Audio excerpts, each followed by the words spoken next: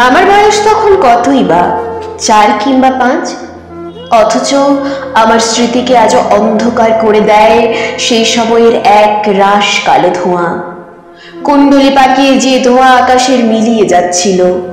আমাদের বাড়ির শেষ প্রান্তে বুড়ো বটগাছটার নিচে দাঁড়িয়ে সবাই ভিড় করে সেই ধোঁয়াই দেখছিল। আমিও মায়ের কোলে চড়ে সেই ধোঁয়া দেখছিলাম। সবাই আতঙ্কে রাইট লাগছে বলে ছুটাছুটি করছিল। এবং তার কয়েকদিন পরে সদ্য বিবাহিত দাদা বৌদির সঙ্গে আমাকে কলকাতায় পাঠিয়ে দেওয়া হয়েছিল।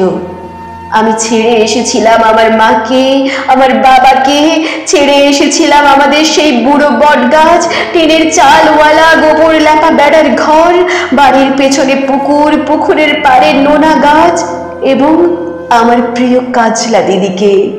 ছেড়ে এসেছিলাম আমার মাতৃভূমিকে, আমার জন্মভূমিকে।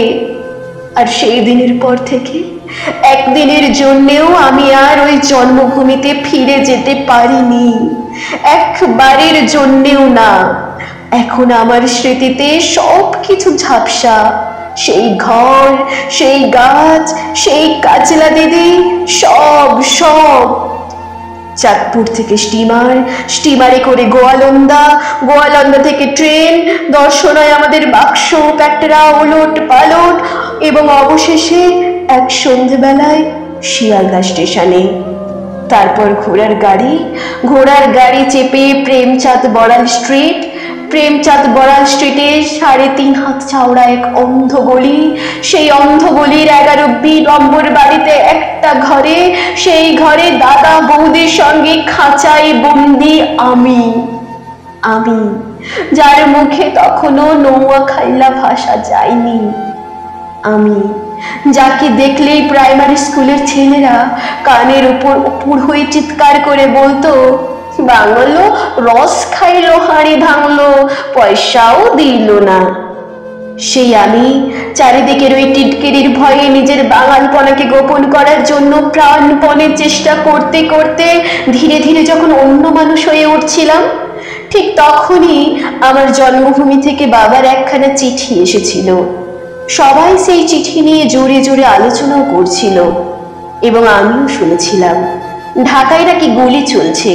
গুলি বহু বছর পরে জেনেছিলাম সেই গুলি চলছিল তাদের ওপর যারা আমাদের বাংলা ভাষা, মাতৃভাষার মর্যাদা রক্ষা করতে ওপার বাংলায় লড়াই শুরু করেছিল। শুনেছিলাম তারা নাকি পুলিশের বন্দুকের সামনে জামার বোতাম খুলে চিৎকার করে গাইছিল, ওরা আমার মুখের কথা কায়রা নিতে চায়। আর সেই মুখের কথার গৌরব রক্ষা করতেই তারা নাকি পুষ্পাঞ্জলির মতো তাদের প্রাণকে সমর্পণ করছিল। আর এবার বাংলায় আমি আমার সমস্ত বাঙালপনাকে ছেড়ে ফেলে তখন ধীরে ধীরে হয়ে উঠছি কেতা দুরস্ত অন্য এক মানুষ। ইংলিশ মিডিয়াম স্কুল থেকে একটার পর একটা ক্লাস টপকে আমি রণপায়ে এগিয়ে চলেছি। ইংরাজিতে কথা বলায়, চাল চলনে, আদব কায়দায় আমি তখন সবাইকে মুগ্ধ করতে পারি।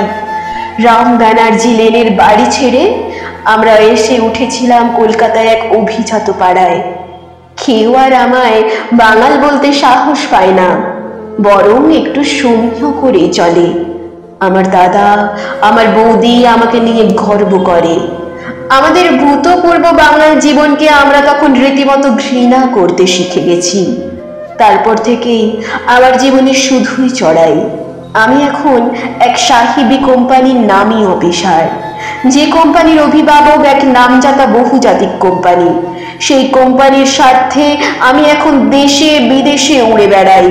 অধিকতর বিদেশি ব্যবসা, অধিকতর বিদেশি চুক্তি, অধিকতর বিদেশি পরামর্শ, কমিশন ইত্যাদি অর্জনের মধ্যে দিয়েই আমার আজকের বিকাশ, আমার প্রতিপত্তি। আমার ছেলেমেয়েরা আমাকে ড্যাডি বলে ডাকে, মাকে মাম্মি। আমার মতো ওরাও এখন শুদ্ধ করে বাংলা কথা বলতে পারে না, শুদ্ধ করে লিখতে পারে না মাতৃভাষার কয়েকটা লাইন। আমার ছেলে মেয়েদের কাছে বাংলা ভাষা একান্তই বিদেশি। সেবার লন্ডনে এক জাপানি শিল্পপতিকে বিদেশের মাটিতে দাঁড়িয়ে তার মাতৃভাষা জাপানিতে অন্যদের সঙ্গে যখন অনর্গল কথা বলতে দেখছিলাম, তখন আমার বুকের ভেতরে কেমন যেন একটা কষ্ট হচ্ছিল। ইংরেজিতে কথা বলতে না পারার জন্য ওই মানুষটার ভেতরে কোনো লজ্জা ছিল না, বরং মাতৃভাষায় কথা বলতে পারার অহমিকায় মানুষটি যেন উজ্জ্বল হয়ে উঠতে দেখছিলাম। আমার ভেতরে সেই অভিজ্ঞতার যন্ত্রণা একটা কান্না হয়ে ঘুমড়ে ঘুমড়ে উঠছিল। আমার মনে হচ্ছিল আমার কোনো মাতৃভূমি নেই, আমার কোনো মাতৃভাষা নেই, আমি যেন এক শিকড়ে বিহীন চির বিদেশী। তাই মাতৃভাষার জন্য যারা জীবন দেয় তারা কেমন মানুষ আজ আমার ভীষণ জানতে ইচ্ছে করে। আমার বুকের মধ্যে সেই বাংলাদেশের জন্য, বাংলা ভাষার জন্য, একটুখানি বাঙালি হয়ে ওঠার জন্য একটা ভয়ঙ্কর যন্ত্রণা টন টন করে ওঠে।